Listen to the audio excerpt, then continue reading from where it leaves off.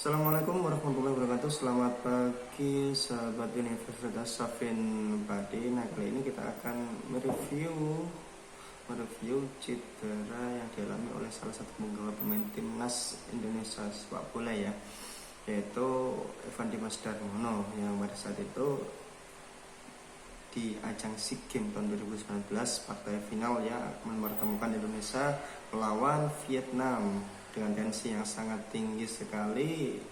Akhirnya Evan Dimas harus keluar lebih awal dikarenakan tackle dari pemain belakang Vietnam. Tim MRI mendiagnosa untuk cedera Evan Dimas itu ada beberapa faktor ya. Yang pertama mungkin pada enterotalofibular ligamennya itu mengalami kerusakan. Terus mungkin ada keretakan yang terjadi di kakinya juga, tapi itu masih kemungkinan, belum dilakukan tindak pemeriksaan lebih lanjut. Pada waktu itu setelah pemeriksaan lebih lanjut lagi ternyata terdapat kerusakan yang ada di otot ankle dari Evan Dimas di otot ligamen itu ya. Dan setelah dilakukan ronsen atau sinar X-ray ternyata di tulangnya baik-baik saja. Nah, apa sih cedera ankle atau cedera pergelangan kaki itu? Ya, cedera ankle itu adalah cedera yang terjadi ketika ligamen di sekitar pergelangan kaki itu rusak atau renggang. Nah, apa sih ligamen itu? Ligamen adalah jaringan ikat yang menghubungkan tulang-tulang di sendi kita ya, yang memberikan stabilitas atau ya kestabilan di kaki kita. Biasanya yang terjadi ketika otot ligamen kita yang ada di ankle itu mengalami kerusakan, itu akan terjadi nyeri, terus bengkak dan lain-lain ya. Hal itu terjadi karena ya mungkin ketika kita beraktivitas ya, olahraga tentunya kurang pemanasan, dan mungkin ketika waktu berjalan kita kecekluk ya, memutar kaki kita, itu juga salah satu yang bisa menyebabkan cedera ankle. Beberapa tipe cedera ankle ya, yang pertama yaitu sprain ankle. Sprain ankle itu terjadi karena rusaknya ligamen yang ada di kaki atau merenggang atau robek ya. Sprain ankle ya terjadi ketika ligamen itu merenggang atau robek. Biasanya ini dikategorikan menjadi 3 grade kerusakan, yaitu yang pertama grade 1 yaitu ringan, yang kedua grade 2 itu masih masih sedang dengan kerusakannya, yang grade 3 ini grade yang berat, yang sangat parah dan mungkin diperlukan operasi ya, di grade ini. Terus cara mengatasi cedera ankle ini ketika yang pertama grade ringan sangat mudah sekali. Kalau ringan, yang pertama mungkin dengan istirahat yang cukup ya, nggak usah terlalu banyak beraktivitas yang berkenaan dengan pergelangan kaki. Yang kedua dikompres selama 15-20 menit setiap hari, itu setidaknya 1 hari kita kompres 2 atau 3 kali. Terus yang ketiga itu perban ya. Kita bisa mengikat atau memperban kaki kita yang sudah bengkak, yang penyakit tadi ya, ankle yang kena ankle tadi, dengan perban yang elastis yang tidak terlalu menyakiti kita. Biasanya kan ada yang perban yang kaku gitu ya, yang kencang itu. Kita cenderung menggunakan yang perban yang elastis. Terus yang keempat yaitu menggunakan obat-obatan ya. Bisa menggunakan obat-obatan pereda nyeri karena emang cedera ankle ini sangat menyakitkan. Ya, jadi sangat menyakitkan.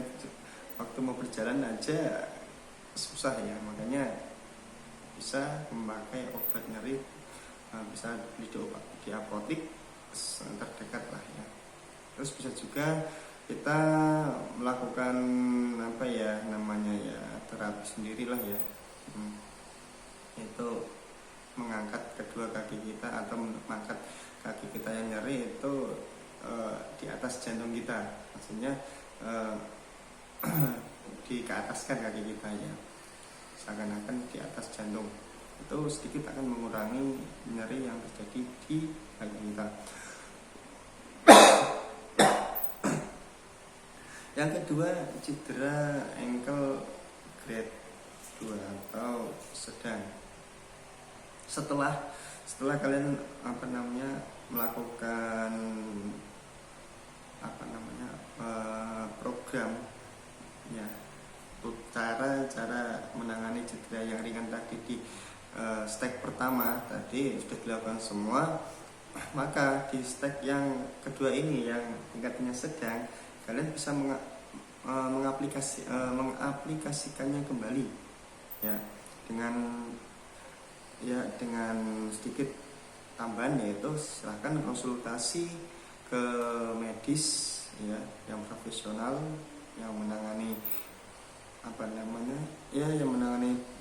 cedera-cedera ini, biasanya fisioterapi dan sebagainya, atau ke dokter ya. Jadi lakukan perawatan yang akurat, jangan sampai salah. Kalau perawatan yang kita lakukan sampai salah, fatal, itu berakibat juga buruk bagi penyembuhan kaki kita. Mungkin bisa terlalu lama ya sakitnya, dan efeknya juga ke performa kita juga nggak terlalu seperti dulu lagi. Terus yang ketiga selanjutnya yaitu kalau dibutuhkan ya, mungkin yang di step 2 ini, yang di grade 2 ini membutuhkan penyangga atau pembalut kaki ya, silahkan digunakan ya. Yang grade ketiga yaitu grade yang sangat berat ini ya, silahkan konsultasi ke dokter profesional. Nah, bisa jika diperlukan tindakan operasi, silakan melakukan operasi, dan mungkin beberapa setelah operasi, pasca operasi, mungkin ada beberapa fisioterapi untuk memulihkan cedera ya yang hasil operasi ini, agar bisa kembali ke performa lebih awal gitu ya. Soalnya juga ya banyak juga atlet-atlet yang melakukan seperti itu ya. Silakan di ronsen ya, di sinar X-ray, nanti konsultasi ke dokter bagaimana baiknya solusinya ya, silahkan dilakukan dan konsultasi. Untuk